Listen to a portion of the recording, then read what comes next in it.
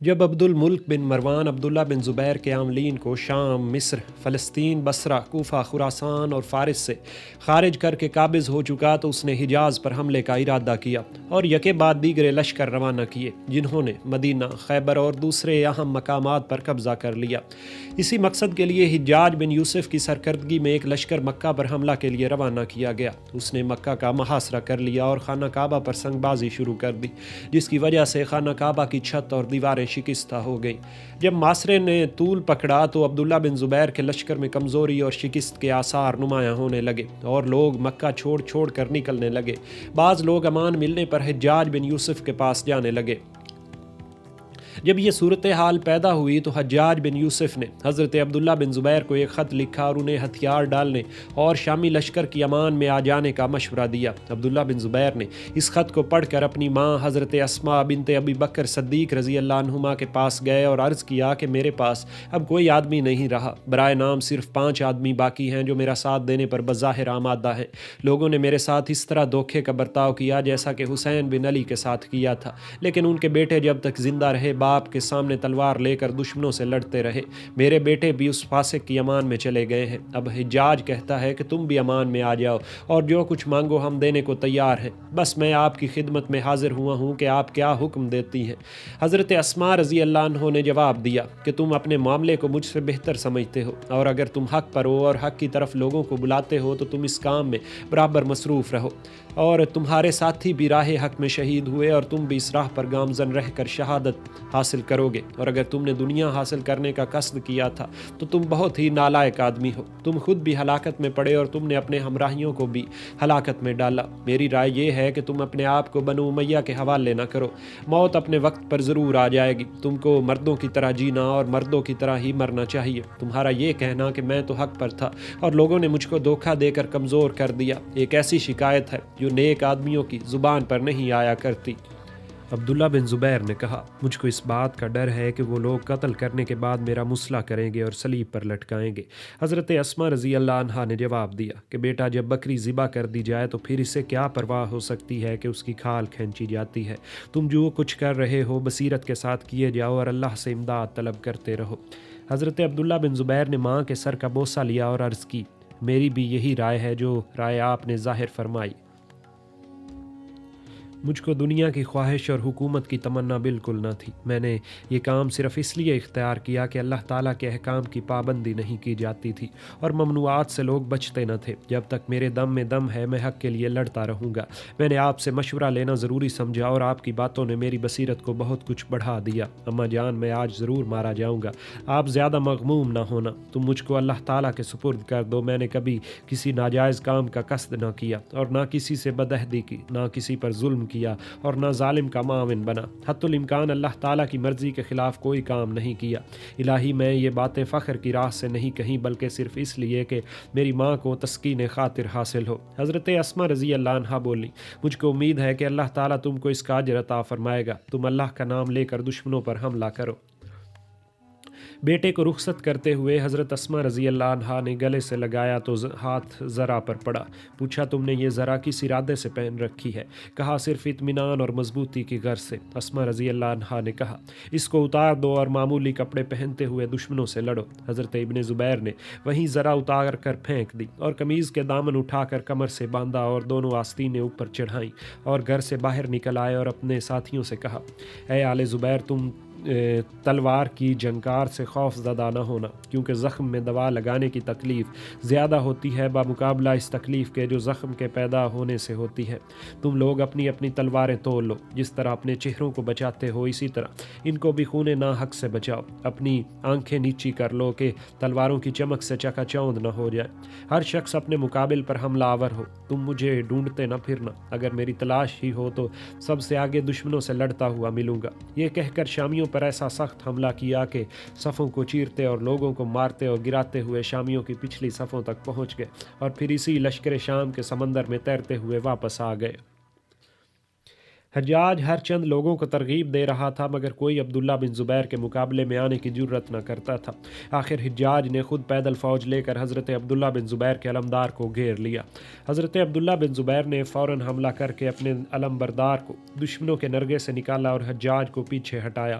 واپس آ کر مقام ابراہیم پر 2 رکعت نماز ادا کی۔ حجاج نے پھر حملہ کیا اور باب بنو شیبہ پر عبداللہ بن زبیر کا علمبردار مارا گیا۔ مسجد حرام کے کل دروازوں پر شامی ڈٹے ہوئے تھے۔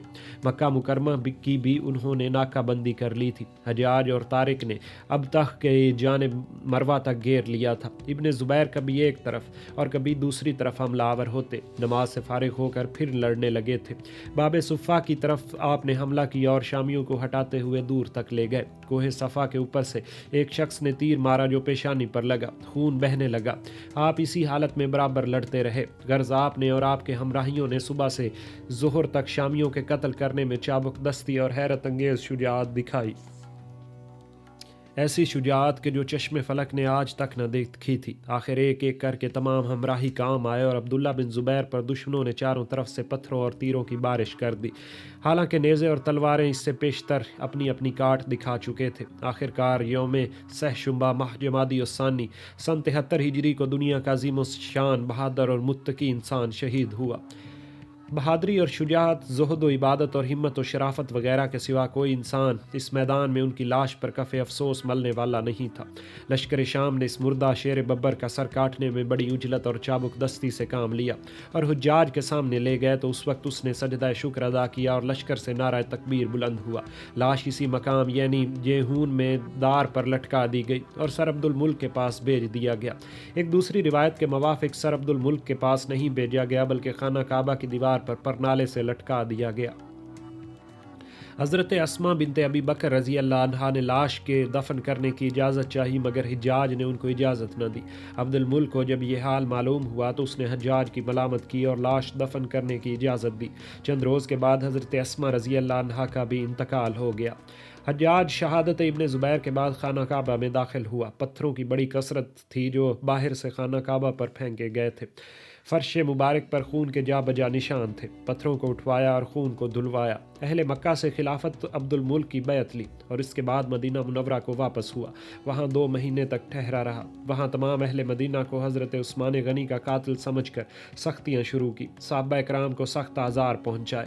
وہاں سے پھر مکہ مکرمہ کی جانب آیا۔ حضرت عبداللہ بن زبیر کے بنائے ہوئے خانہ کعبہ کو ڈھا کر پھر اثر نو خانہ کعبہ کی تعمیر کی۔ عبد الملک بن مروان نے حجاج کو ملک حجاز کا گورنر مقرر کیا اور اس نے طارق کی جگہ مدینہ منورہ میں رہنا شروع کیا۔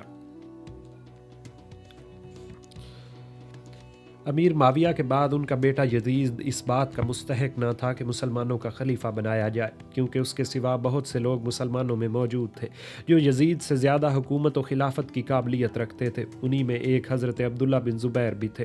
یزید کی عملی زندگی بہت ہی قابل اعتراض تھی، اسی لیے بعض حضرات نے ان کی بیعت سے انکار کیا۔ حضرت امیر معاویہ کے بعد اگر حضرت حسن زندہ ہوتے تو بہت زیادہ ممکن تھا کہ وہ مسلمانوں کے خلیفہ تسلیم کیے جاتے۔ یزید کے مقابلے میں اگر حضرت عبداللہ بن عمر مدعی خلافت بن کر کھڑے ہوتے تو نہ صرف تمام دوسرے طبقات اہل اسلام ان کے شریک ہوتے بلکہ خود بنو امیہ میں بھی ایک بڑی جماعت ان کی حمایت میں سرگرم عمل نظر آتی، مگر انہوں نے کبھی اس طرف توجہ نہ دی۔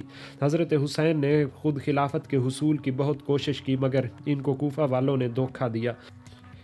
ان کے بعد عبداللہ بن زبیر سے بہتر کوئی شخص نہ تھا جو مستحق خلافت ہو۔ عبداللہ بن زبیر کے خلاف کے صحیح خلافت ہونے کا سب سے بڑا ثبوت یہ ہے کہ تمام عالم اسلام میں لوگوں نے اپنی مرضی سے ان کو خلیفہ تسلیم کیا اور جہاں جہاں لوگوں کو آزادی حاصل تھی کسی نے بھی ان کی خلافت سے انکار نہیں کیا۔ ہاں، بنو امیہ جو خلافت کے معاملے میں ان کے رقیب تھے، ان کے مخالفت پر آمادہ ہوئے اور شام اور فلسطین اور مصر وغیرہ میں جبر و قہر کے ساتھ انہوں نے اپنی حکومت دوبارہ قائم کی اور پھر اسی جبر و قہر کے ساتھ وہ تمام عالم اسلام پر اپنی حکومت قائم کر سکے۔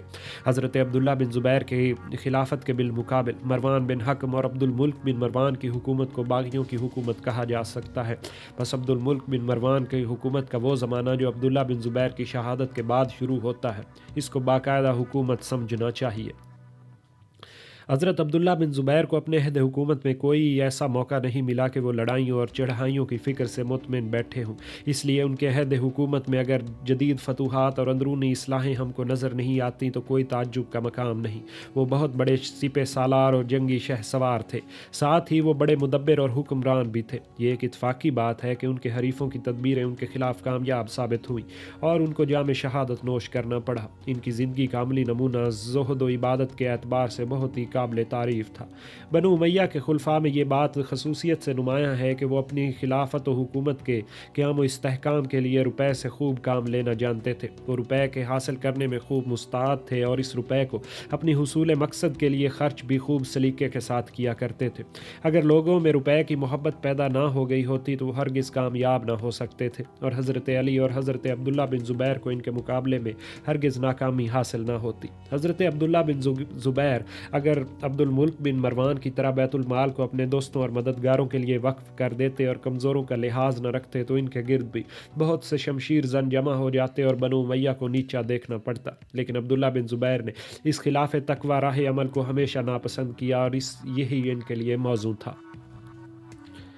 حضرت عبداللہ بن زبیر کے عہد حکومت میں مختار بن عبیدہ کا کوفہ میں قتل ہونا ایک بڑا کارنامہ تھا۔ فارس کے فتنوں خوارج کو بھی انہوں نے خوب دبایا اور حتی الامکان اس کو سر نہیں اٹھانے دیا۔ اگر بنو امیہ کے ساتھ اندرونی مارکہ آرائی اور زور آزمائی جاری نہ ہوتی تو وہ بہترین خلیفہ ثابت ہوتے اور شریعت اسلام کو دنیا میں بہت رواج دیتے۔ ان کی شہادت کے بعد صحابہ کرام کی حکومت و فرما روائی کا زمانہ ختم ہو گیا۔ وہ سب سے آخری صحابی ہیں جنہوں نے ملکوں پر حکومت کی، اور ان کی زاہدانہ اور عابدانہ زندگی ایک مشعل راہ اور نجم ہدایت تھی۔ وہی ایک ایسے خلیفہ تھے جن کا دارالخلافہ مکہ مکرمہ تھا، نہ اس سے پہلے اور نہ اس کے بعد مکہ کبھی دارالخلافہ بنا۔ حضرت عبداللہ بن زبیر اور ان کے بھائی مصعب بن زبیر اور ان کے باپ زبیر بن العوام کی بہادریوں کے کارنامے پڑھ کر اور ان کی والدہ حضرت اسماء بنت ابو بکر صدیق کی شجاعت اور حوصلہ مندی دیکھ کر انسان کا دل مرعوب ہو جاتا ہے، اور دنیا کے شجاعت پیشہ لوگوں کو بے اختیار اس بہادر خاندان کے ساتھ محبت پیدا ہو جاتی ہے۔ خاک و خون میں لوٹنا، حمایت حق میں سینوں پر برچھیوں اور تیروں کے زخم کھا کر آگے بڑھنا اور دشمنان حق کو تہ تیغ کرنا، اور جیسا دشوار اور مشکل کام ہے اس سے زیادہ مزیدار اور خوشگوار بھی۔ قلب کی قوت اور ارادے کی پختگی اور ہمت و حوصلے کی بلندی کے اظہار کا موقع تلواروں کی چمک، برچھیوں کی ینی اور تیروں کی بارش میں ہی سب سے بہتر میسر آ سکتا ہے۔ اب تک جس قدر حالات بیان ہو چکے ہیں ان سب کے کو جان کر کوفہ اور اہل کوفہ کی نسبت یہ عجیب قسم کے خیالات پیدا ہوتے ہیں، اور کوفہ روئے زمین کی ایک عجیب اور محیر العقول بستی نظر آنے لگتی ہے۔ عبداللہ بن سبا اور ہر ایک سازشی گروہ کو کوفہ میں کامیابی ہوئی۔ اہل کوفہ ہی حضرت عثمان غنی کے قتل میں پیش ہوئے۔ اہل کوفہ ہی حضرت علی کے سب سے زیادہ فدائی اور شیدائی نظر آتے تھے۔ پھر اہل کوفہ ہی نے سب سے زیادہ حضرت علی کو پریشان کیا اور وہی ان کی بہت سی ناکامیوں کا باعث بنے۔ اہل کوفہ ہی نے حضرت حسن کو آزار پہنچایا۔ پھر اہل کوفہ ہی خون علی کے مطالبے اور خلافت حسین کے لیے آمادہ ہوئے۔ اہل کوفہ ہی حضرت حسین کی شہادت کا باعث بنے اور انہوں نے ہی بڑی بے دردی سے کربلا کے میدان میں ان کو قتل کروایا۔ اس کے بعد اہل کوفہ ہی خون حسین کا معاوضہ طلب کرنے میں سب سے زیادہ آمادگی اور استادگی اختیار کی اور حیرت انگیز طور پر اپنی محبت کا ثبوت پیش کیا۔ پھر اہل کوفہ ہی تھے جنہوں نے اہل بیت کے سب سے بڑے حامی مختار بن عبیدہ کے خلاف کوششیں کی اور مصعب بن زبیر کو کوفہ پر حملہ آور کروا کر مختار کا قتل کروایا۔ اس کے بعد اہل کوفہ ہی تھے جو مصعب بن زبیر کے قتل کا باعث ہوئے۔ اہل کوفہ نے اپنی انتہائی شجاعت اور حیرت انگیز بہادریوں کے نمونے بھی دکھائے، اور ساتھ ہی ان کی انتہائی بزدلی اور نامردی کے واقعات کا بھی ہم مطالعہ کر چکے ہیں۔ کبھی انہوں نے اپنے آپ کو نہایت بے جگری کے ساتھ قتل کروایا اور کوفہ کے حاکموں کی علل اعلان مخالفت کی، لیکن کبھی اس طرح مرعوب اور خوف زدہ ہوئے کہ عبید اللہ بن زیاد وغیرہ کوفہ کے ہر ایک جابرانہ حکم کی تعمیل بلا چوچراں کرنے لگے۔ اس قسم کی متضاد کیفیت کا سبب دریافت کرنے کے لیے ہم کو کوفہ کے باشندوں کی حالت اور حقیقت سے آگاہ ہونے کی کوشش کرنی چاہیے۔ حضرت فاروق اعظم کے عہد خلافت میں کوفہ ان لوگوں کی چھاونی بنائی گئی جو مجوسی سلطنت کے مقابلے میں برسر پیکار تھے۔ اس فوج میں ایک حصہ ان لوگوں کا تھا جو حجاز اور یمن اور حضر موت وغیرہ کے رہنے والے تھے۔ یہ لوگ فاروق اعظم کے اعلان عام پر مدینہ منورہ میں آ کر جمع ہوئے اور ان کے حکم کے موافق عراق کی طرف بھیج دیے گئے۔ کچھ لوگ ایسے تھے جو عرب کے ان صوبوں کے باشندے باشندے تھے جو عراق کی سرحد پر واقع اور بمقابلہ مدینہ کے کوفہ یا بصرہ کے قریب تر تھے۔ یہ لوگ صحابہ کرام کے ہاتھ پر مسلمان ہو کر اسلامی لشکر میں شریک ہو گئے اور مدینہ منورہ سے کوئی خصوصی تعلق ان کو حاصل نہ ہو سکا، نہ انہوں نے کبھی مدینہ منورہ دیکھا۔ کچھ لوگ ایسے تھے کہ ان کی زبان تو عربی تھے مگر وہ مجوسی سلطنت کی رعایا تھے اور مسلمانوں کے ساتھ مل کر ایرانیوں سے لڑتے تھے۔ کچھ وہ سردار تھے جو مدینہ کے رہنے والے اور مہاجرین اور انصار میں سے تھے۔ جب اس لشکر کی چھاونی کوفہ قرار پائی اور خلیفہ وقت کا نائب اور عراقی لشکر کا سپہ سالار کوفہ میں رہنے لگا تو ایرانی شہر کے بہت سے شہریوں کو ان کی ضرورتوں نے دارالصدر کوفہ سے تعلقات قائم رکھنے پر مجبور کیا اور ایرانیوں کی بھی ایک بڑی جماعت کوفہ میں رہنے لگی۔ عرب کے ریگستانوں کی زاہدانہ زندگی کے مقابلے میں کسریٰ اور نوشیروان اور کیکاؤس اور خسرو کے ملکوں کو فتح کرنے والے لشکریوں کے فاتحانہ اور حاکمانہ زندگی جو کوفہ میں بسر ہوتی تھی یقیناً بہت خوشگوار ہوگی۔ مال غنیمت کی فراوانی بھی ضرور محرک ہوگی، لہٰذا اس عطر مجموعہ لشکر کا اکثر و بیشتر حصہ کوفہ ہی میں زمین گیر ہو کر رہ گیا اور کوفہ نہ صرف ایک فوجی چھاونی اور عارضی قرار گاہ رہا بلکہ بہت جلد ایک عظیم الشان شہر بن گیا اور بالآخر اس نے دارالسلطنت اور دارالخلافہ کی صورت اختیار کی۔ اس شہر کی آبادی میں چونکہ فوجیوں کا بڑا عنصر شامل تھا اور علم و تعلیم اور درس و تدریس اور تہذیب و اخلاق اور تہذیب نفس کے سامان بہت ہی کم تھے، لہٰذا مجموعی طور پر شہر کا مزاج متلون اور اخلاقی حالت متغیر رہی۔ ظاہر ہے کہ ایسی بستی میں علوم معقولات اور فہم اور تدبر کو تلاش نہیں کیا جا سکتا، لیکن جذبات سے خوب کام لیا جا سکتا ہے۔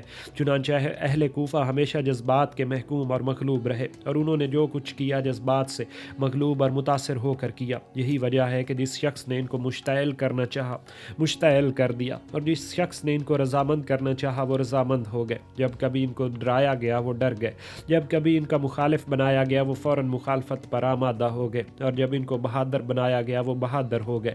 جب ان کو بے وفائی پر آمادہ کیا گیا وہ بے وفا بن گئے اور جب وفاداری یاد دلائی تو وہ وفاداری کی شرائط پوری کرنے لگے۔ کوفہ کے اندر جذبات تھے، دماغ نہ تھا، جوش تھا مگر عقل نہ تھی، خروش تھا مگر غور و فکر کا سکون نہ تھا۔ ایسی حالت میں کوفہ سے انہی باتوں کی توقع ہو سکتی ہے جو ظہور میں آئی۔ جب چند نسلیں گزر گئیں اور زمانے کے حوادث نے اس مختلف الاجزاء مجموعے کو کیمیاوی امتزاج سے ایک خاص مزاج دے دیا تو پھر کوفہ کی یہ متلون مزاجی بھی رفتہ رفتہ دور ہو گئی۔